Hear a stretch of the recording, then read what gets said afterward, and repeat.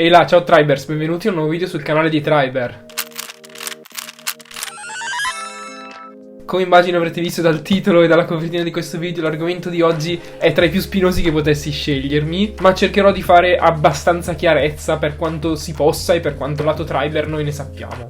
Ok, in realtà devo fare un piccolo disclaimer relativo al fatto che comunque tutte queste informazioni che saranno presenti in questo video varranno per lo più per i tester italiani. È vero che anche negli altri paesi Triber fornisce tutto il necessario per poi dichiarare i propri redditi in maniera corretta e pagarci sopra le tasse, ma ovviamente le informazioni e le cose di cui parlerò in questo video si riferiscono alla base di utenza più ampia che abbiamo, che è quella proprio italiana. Ora, torniamo al video.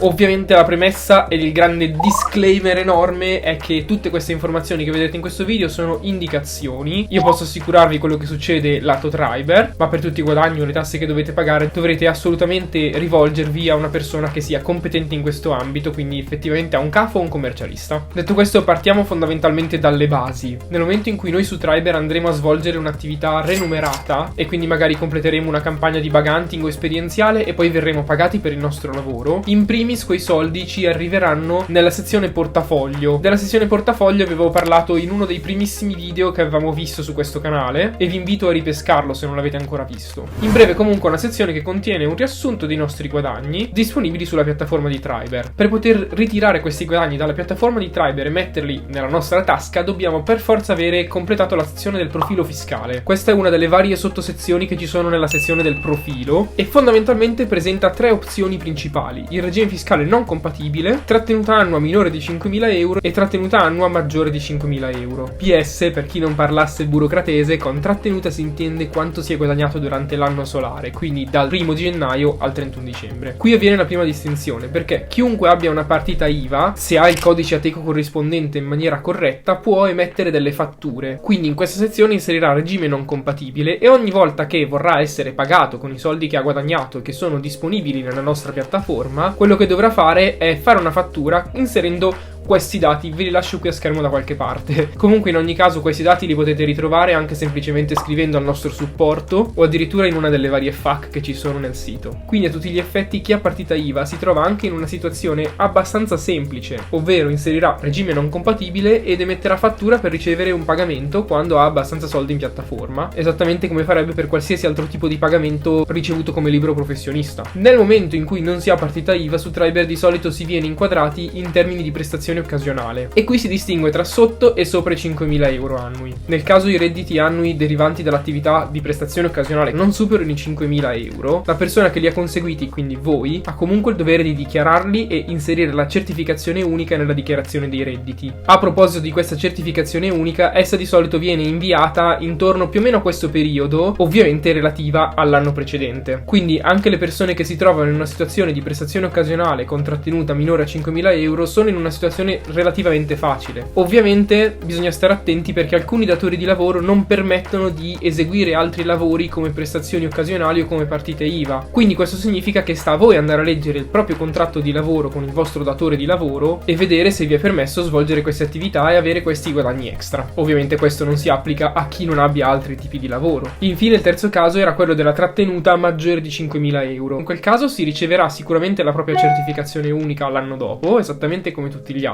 solo che semplicemente chiaramente cambierà la modalità di pagamento delle tasse, bisogna gestire i contributi, ma quella è una cosa che lascio chiaramente a voi e al vostro commercialista oppure al CAF. Quindi se vogliamo riassumere questo video particolarmente complicato e difficile, partiamo dal presupposto che Triber e la piattaforma vi danno tutti gli strumenti per dichiarare i vostri redditi senza problemi in qualsiasi tipo di regime siate. Chiaramente questo tipo di reddito può arrivare con una fattura, quindi nel caso in cui voi siate partite IVA, oppure nel caso facciate delle prestazioni occasionali per Triber, caso che a sua volta si divide in prestazioni occasionali maggiori di 5.000 euro o minori di 5.000 euro. Ovviamente sta a voi controllare le specifiche del se potete guadagnare con Triber, a seconda di se avete un contratto come lavoratore dipendente che ve lo permette, se avete il giusto codice Ateco per quanto riguarda la partita IVA e se invece chiaramente non avete altre attività lavorative non c'è nessun problema. Ma il punto è che Triber vi fornisce tutti gli strumenti necessari, vi arriva ogni anno la certificazione unica e potete mettere tutte le fatture che volete ai dati che vi avevo indicato prima e che vi lascerò comunque in descrizione e verrete pagati con i soldi che avete precedentemente evidentemente guadagnato su test nella nostra piattaforma. In ogni caso, essendo la questione particolarmente complicata, io vi invito assolutamente a parlare con un commercialista o con un CAP, perché chiaramente tutto dipende da qual è la vostra situazione personale. Triber vi fornisce gli strumenti, ma sta a voi utilizzarli nella maniera corretta, e anche se questo video è un riassunto e contiene magari dei consigli o delle considerazioni, ovviamente dovete rivolgervi a persone competenti. Detto questo, ragazzi, il video di questa settimana si conclude qua. Spero che vi sia stato utile. Per qualsiasi domanda lasciatemela nei commenti e spero di sapervi rispondere. Noi ci vediamo la prossima settimana in un nuovo video.